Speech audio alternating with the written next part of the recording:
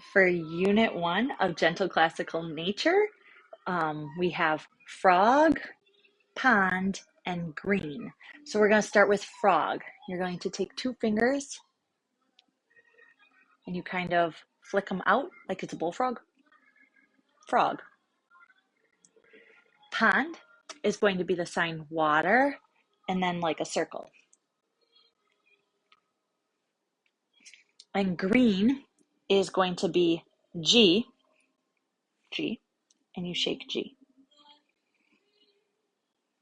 Those are the signs. Frog, pond, green. All right.